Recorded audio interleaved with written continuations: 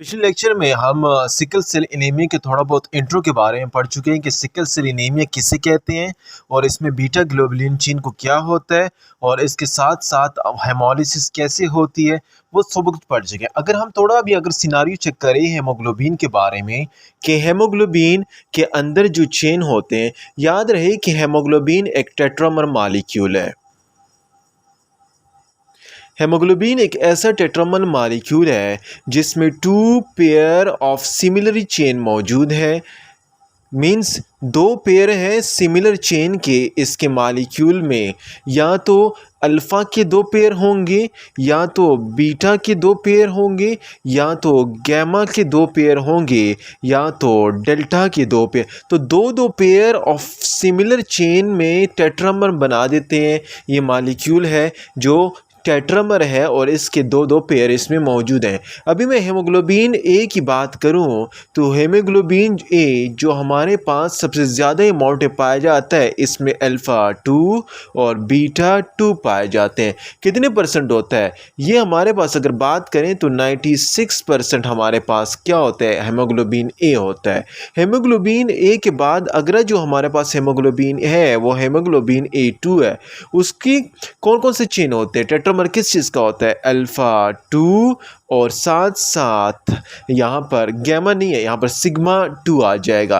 तो ये कितने परसेंट होता है? ये हमारे पास 3% होता है। इसी तरह हेमोग्लोबिन जो फीटल हेमोग्लोबिन है वो अगर बात करें वो उसमें कौन से चेन होते हैं? उसमें हमारे पास अल्फ़ा 2 और गैमा 2, ये मोस्ट प्रॉबेबली आपको 1% मिलता है।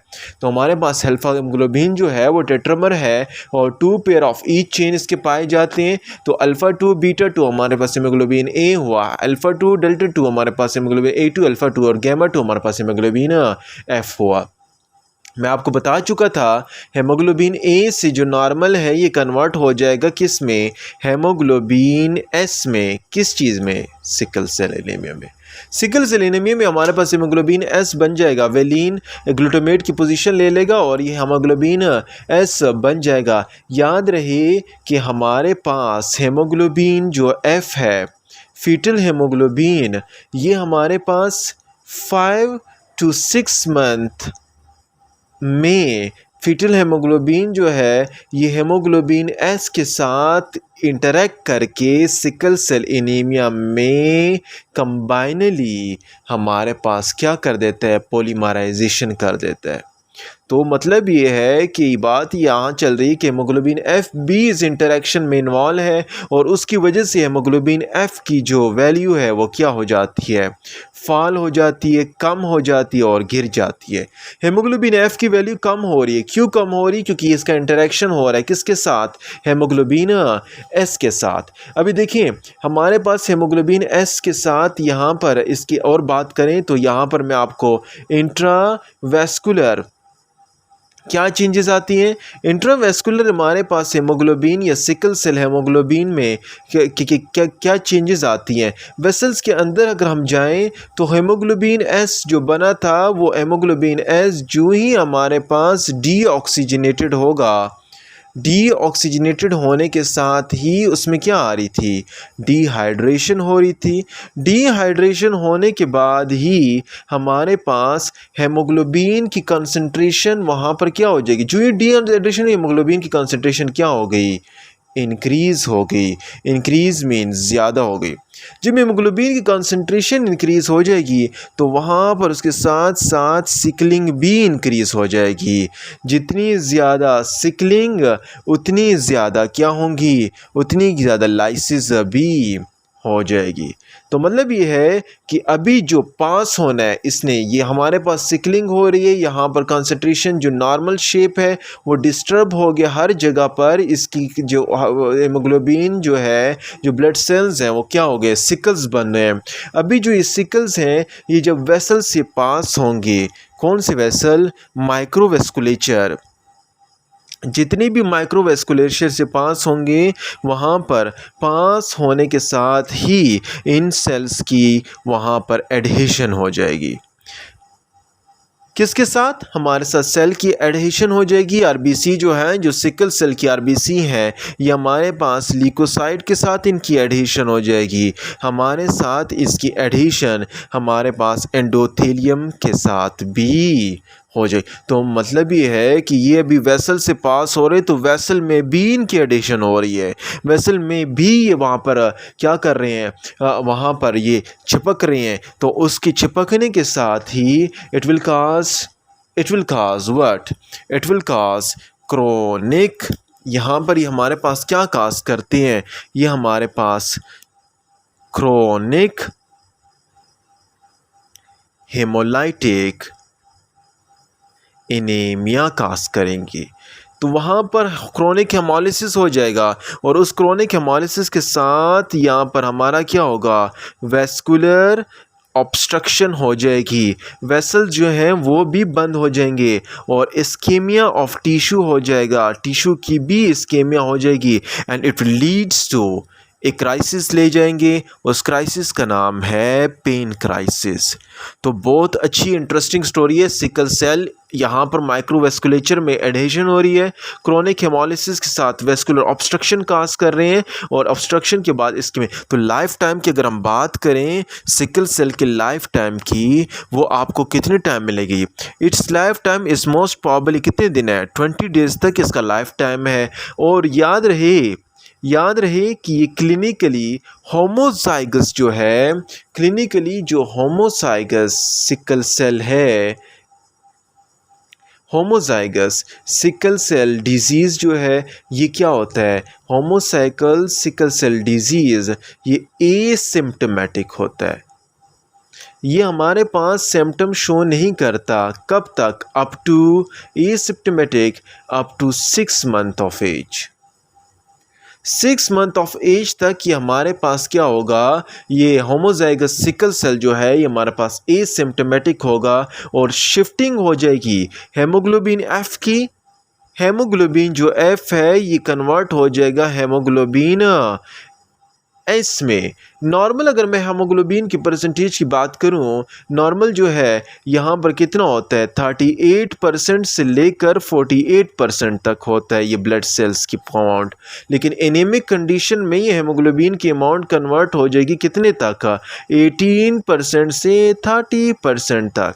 तो ये क्या हुई? कम हुई। क्यों? क्योंकि यहाँ पर सिकलिंग हो रही है, यहाँ पर लाइसिस हो रही है, और सिकलिंग और लाइसिस से हमारे पास वेस्कुलर क्राइसिस बन रहा है।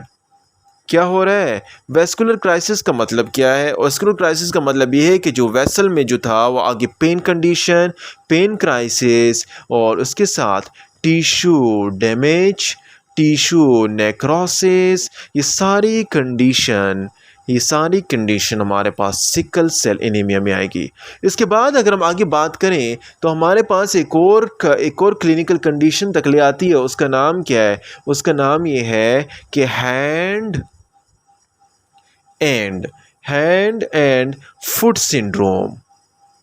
हाथों और पाँव की सिंड्रोम आ जाती है। हाथों और पाँव की सिंड्रोम का मकसद ये है कि जो हमारे पास बोन है हैंड और फुट के, उनमें क्या होगा? उनमें इन्फेक्शन हो जाएगा। क्यों? क्योंकि वही बात है कि यहाँ पर वेसल की लाइसिस हो रही है, वेसल ऑब्स्ट्रक्शन हो रही है। और मोस्टली ये किस में होता है? ये हमारे पास जितने जवान छोटे बच्चे होते हैं, यंग चिल्ड्रंस जितने भी होते हैं, तो मोस्ट प्रॉबेबली उनमें हो जाता है।